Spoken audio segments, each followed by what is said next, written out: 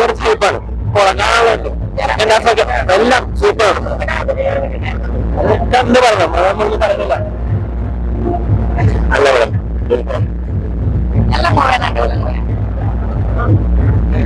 ഇല്ല മമ്മൂട്ടിയില്ല.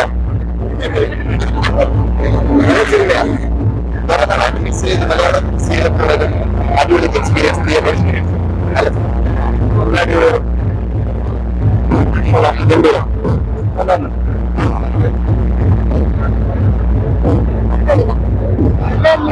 ഇരുന്നത് മാത്രമേ ഓർമ്മയുള്ളൂ. കാരണം സ്ക്രിപ്റ്റിംഗ് പറയാനില്ല, direction, making and everything super ആയിരുന്നു. ഓരോ ആർട്ടിസ്റ്റുകൾ എടുത്ത് വെച്ചാൽ ഓരോ പോയിന്റ് ചെയ്ത് ഓരോ ആർട്ടിസ്റ്റിനെ അവർ ഇമ്പോർട്ടൻസ് കൊടുത്തിട്ടുണ്ട്. അത് തന്നെയാണ് ഏറ്റവും വലിയൊരു കാര്യം. പിന്നെ as I am an artist, ഞാനും ഒരു ആക്ടറാണ്. അപ്പൊ എനിക്കും അത് ഭയങ്കര അഭിമാനം തോന്നുന്നു. കാരണം ഈച്ച് ആൻഡ് എവറി പേഴ്സൺ അവർ ഇമ്പോർട്ടന്റ് കൊടുത്തിട്ടുണ്ട്.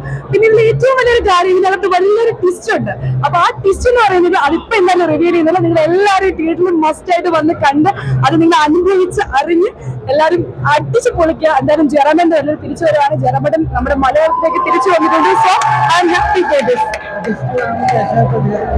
ക്രിസ്ത്യനാണ് പ്രേക്ഷകരുടെ പ്രതികരണം എന്തെന്ന് വെച്ച് കഴിഞ്ഞാൽ as a person, as a movie watcher, ഞാൻ എനിക്കുണ്ടായ ഫീൽ എന്ന് വെച്ച് കഴിഞ്ഞാൽ ശരിക്കും കൈയൊക്കെ അടിച്ചു പോയി.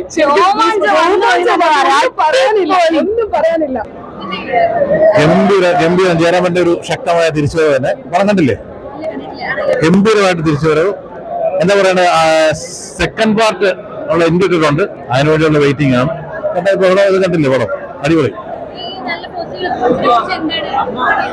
ഇത് മിഥുൻ ചേട്ടന്റെ ഒരു മിഥുൻ ഇമ്മാനുവൽ പടം നമുക്കറിയാമല്ലോ, ഓൾമോസ്റ്റ് അറിയാമല്ലോ. ഗംഭീരം. അതിനപ്പുറം ഒന്നും പറയാനില്ല. 3 വർഷത്തിന് ശേഷം ജയറാമേട്ടന്റെ ഒരു ഭയങ്കര ഞങ്ങൾ കാത്തിരുന്നൊരു ഭയങ്കര തിരിച്ചുവരവ്. അടിപൊളി, ഗംഭീരം, ഭയങ്കര സന്തോഷം. അതായത് എന്തായാലും 5-ാം പാതിരയ്ക്ക് മോളിരിക്കും. അടിപൊളി പടം. ജയറാമേട്ടന്റെ അടിപൊളി ഒരു ഇതുവരെ കണ്ടിട്ടില്ലാത്ത ഒരു ജയറാമേട്ടൻ. നടപ്പില്, ശൈലിയിലും സ്റ്റൈലിലും എല്ലാം ഒരു ജയറാമേട്ടൻ കോംബോ തന്നെ ഭയങ്കര ഒരുപാട് വർഷങ്ങൾ ആഗ്രഹിച്ച ഒരു കോംബോയാണത്. എനിക്ക് ധ്രുവത്തിന് ശേഷം 2020 ശേഷം ഉള്ളൊരു അതിനാണ് ഈ പടത്തിന് ഏറ്റവും വലിയൊരു പ്രത്യേകത. നന്നായി ചെയ്തിട്ടുണ്ട്. അതുപോലെ തന്നെ ലൈക്ക് എക്സ്പെക്ട് ചെയ്തതിലും ഭയങ്കര അടിപൊളിയായിട്ടാണ് എല്ലാവരുടെയും പെർഫോമൻസ്. അതുപോലെ തന്നെ ഇപ്പോൾ മമ്മൂക്ക ആയിക്കോട്ടെ, മമ്മൂക്കാന്റെ എൻട്രി ഭയങ്കര ഒരു ഗൂസ് ബംസ് മൊമെന്റ്സ് ആയിരുന്നു നമുക്ക്. അതിലെ കുറച്ച് ഷോട്ടുകളൊക്കെ തന്നെ ഭയങ്കര രസമായിരുന്നു കാണാനായിട്ട്. പിന്നെ ഓവറോൾ മൂവി നല്ല എന്റർടൈനിങ് ആണ്. അതുപോലെ തന്നെ നല്ല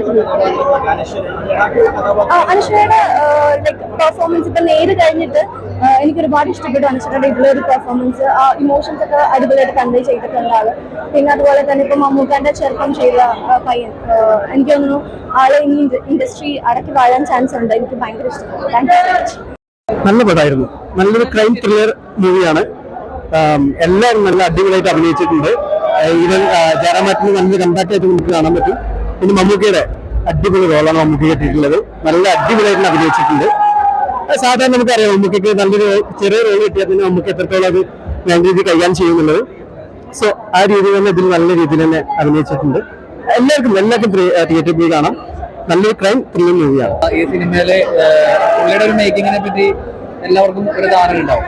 അപ്പൊ അതിൽ നിന്നും വളരെ വ്യത്യസ്തമായ ഒരു രീതിയിലുള്ള മേക്കിങ്ങും, പിന്നെ ശരിക്കും പറഞ്ഞ ഒരു വേറെ മൂഡിലാണ് ഈ പടം എടുത്തിരിക്കുന്നത്. പിന്നെ BGM സൂപ്പർ ആയിട്ടുണ്ട്, എനിക്ക് ഒരുപാട് ഇഷ്ടപ്പെട്ടു. പിന്നെ ഒരുപാട് സസ്പെൻസും കുറച്ച് ഹൊററും എല്ലാം കൂടെ നല്ലൊരു പടമാണ്. ശരിക്കും ഒരു തിയേറ്റർ എക്സ്പീരിയൻസ് മൂവി തന്നെയാണ്.